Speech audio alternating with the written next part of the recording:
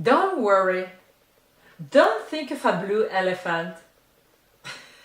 Of course, at the moment you're worrying, I'm thinking of a blue elephant. That's the way it works when we try to suppress worry. We try to suppress worry by saying, don't worry, don't worry, don't worry, don't worry. We say it to ourselves, and some people try to say it to ourselves. So today I'm going to invite you to do exactly the opposite. I'm going to invite you to worry. Yeah. You know, our worries, our worrying mechanism, our ego, or the part of our brain that worries, is built in there for a reason. In the past, it saved us from the lion. Now, it saves us from the car. We have to look to the left, to the right, not to be crushed by a car. So, it is a very good part in our system. So, please, I will invite you to worry. But I'm going to invite you to worry in a very systematic way. When worry doesn't help us is when we are just worrying all the time and trying to suppress that voice of worry, and the worry just keeps shouting all day, stopping us from what we want to do. So you are going to change your approach to worry. What you are going to do is to worry at a specific time during the day. So you are going to have your worry session at some point during the day. Let's say that in the morning, you have your worry session. So you schedule it. So you know that at 6 o'clock in the morning, 7 o'clock in the morning, you will worry, or you have your worry session. Let's say that at 8 o'clock in the evening, you will have your worry session. You know, you have a schedule. So what is the benefit of scheduling your worry session? That is that during the rest of the day, if a worry comes, you will say, hey, worry, we have an appointment for a different time in the day. Let's talk together later. In the next worry session, I'm going to listen to you. But for now, I'm just going to continue with my work. So when you arrive to the working session, what you are going to do is to name those worries, to listen to those worries. Okay, I am creating this project that is very difficult, very challenging. I've never done something like that. I'm worried about so many things. You take that piece of paper and you write all the things that you're worried about. I've never done this kind of project. You know, immediately for me also comes the example of relationships. Not all the relationships, not to say too much, but many of the relationships in my past were broken. Of all my ancestors, divorce and very terrible arguments. So for me, it was very scary when I started with my husband. Oh, he's going to abandon me as well. I was full of worry.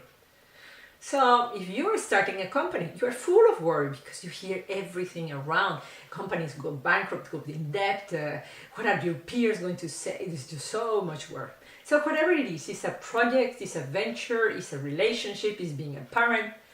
Take the subject that you are dealing with and just write down what is that is worrying you. Let it all out. And then evaluate those worries. Look at those worries. Can you accept that situation? Can you accept that that is the way it is? And let it go? I could accept that in the past, in my family, many people did not have good relationships. I accept it, and that doesn't need to be my story. I accept that many companies go bankrupt, but that doesn't need to be my story. I accept that many people in my family are overweight, but that doesn't have to be my story. Accept it. Just let it go like if it was a cloud. Change it. What is what you're going to do to change it, to generate change in your life? And be very practical.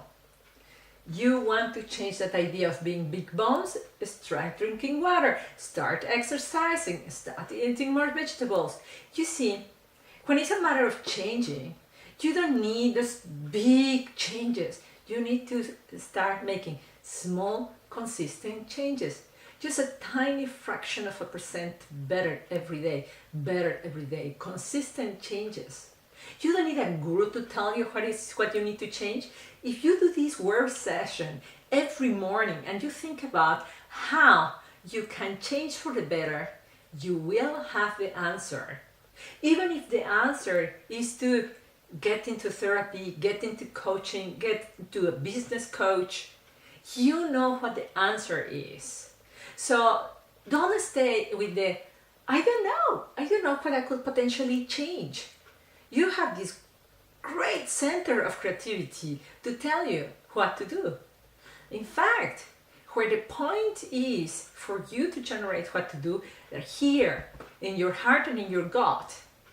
You need to have enough self-compassion for yourself to say, I am not going to continue worrying about this. I am going to generate change.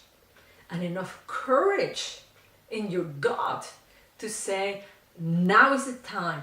Today of all days, today I'm going to generate change. So this is what you are going to do with your worrying session. Don't avoid being worried. Don't avoid it. Get into the worry. Have a conversation with your worry. Have a worrying session. Every single time that you do it, your worries are going to become your friends. They are going to be that partner who is helping you in growing, in developing, in the highest expression of yourself. Come on, bring the worry to the table. Don't be afraid of him. He's a great friend. Did you like this video? I hope you did. Give it a thumbs up and share it. Share it with your friends, especially those ones who are trying tremendously hard to keep their worry quiet and to get a big happy smile in their faces even if they don't feel it. Come on and share it. We want more people to feel empowered. And coming over to my website to share with me, to share with the community how this idea is working for you, how you implement the worry session, how this changes your life. And as always, I invite you to be all in.